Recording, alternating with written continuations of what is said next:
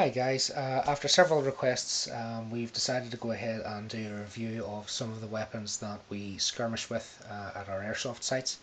We're going to start our first video today with the G&G TR-418 Lite. For those of you who know your weapons, this is G&G's replica of the HK-416 assault rifle, which is used quite well famously by the American Special Forces. If we look at starting at the exterior of the gun here, as you can see, it looks like an almost near full metal construction.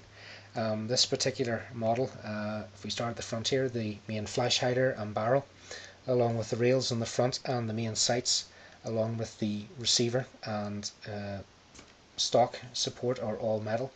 Both all sling points and selector switches, along with magazine release buttons, are also metal.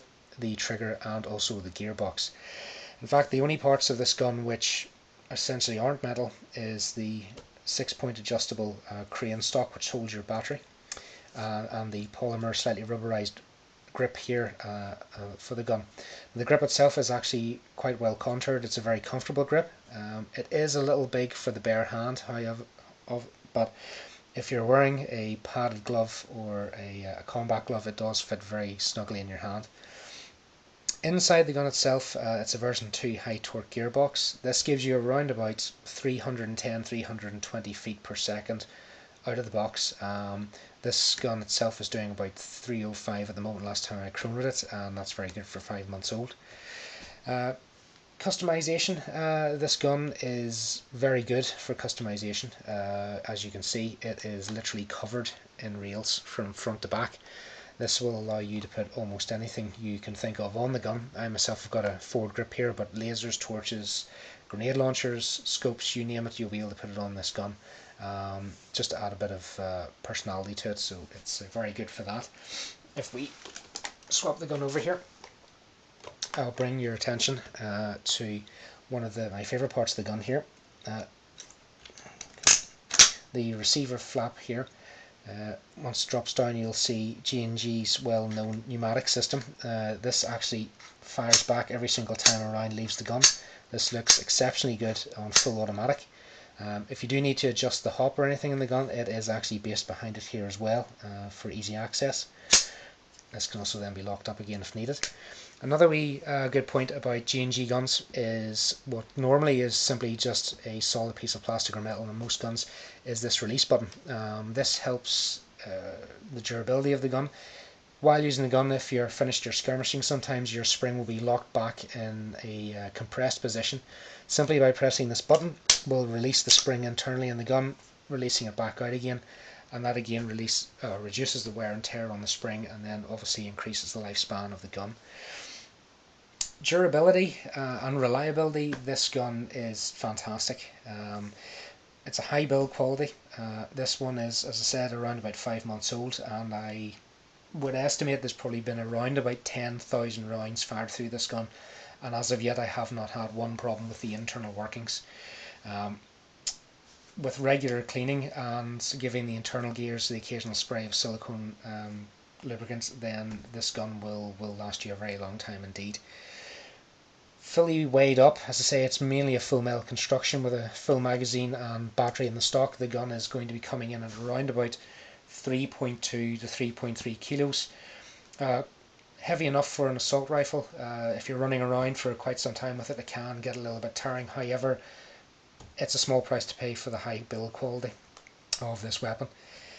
The cost of the weapon, this particular one is around about £300 here in the UK. That will and can be slightly more, slightly less depending on where you buy it from. However, again, you're paying for what you're getting, which is a very, very good design and make of airsoft weapon. Now, this is a review, so we do have to come up with some bad points, and to be honest, I was hard pushed to come up with any major problems with this gun. However, we did come, or myself, I did think of a few. The first one is again here, the main flap on the receiver.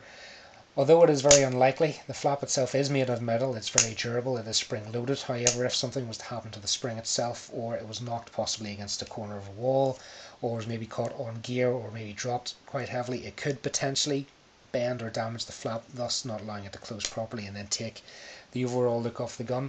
This is something I have not seen happen to other guns of similar design or with similar design features, so again, it's very unlikely.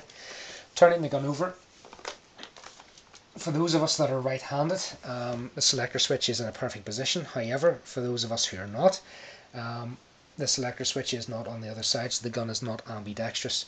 This is G&G staying to the identical build quality of the gun. The original HK-416 does not have the selector switch on both sides, so again, this is a minor issue.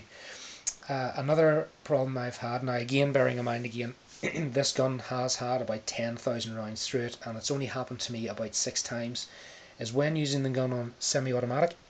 There has been, as I say, 6 occasions when I've pulled the trigger, and instead of the usual, the trigger has locked on me and hasn't fired. This was simply corrected by switching the gun into fully automatic, and then back into semi-automatic, and the gun fired perfectly well again. As far as I'm aware, this is not a design flaw, this is not a problem with the gearbox, it's simply the gears tend to jam the occasional time if you're using it in semi-automatic. This is something that happens with other airsoft guns and is not limited to this particular gun in any shape or form. Well, I mean, there you have it. Overall, I rate this gun very, very highly. I am a bit biased, it is my gun, however, I'm very happy with the purchase that I made. And overall, I would give it a 9 out of 10. I would recommend it to anybody who's buying their first airsoft gun. Maybe a little bit expensive, but it is worth it. Or if you're currently looking for a new gun, I would recommend this very, very highly.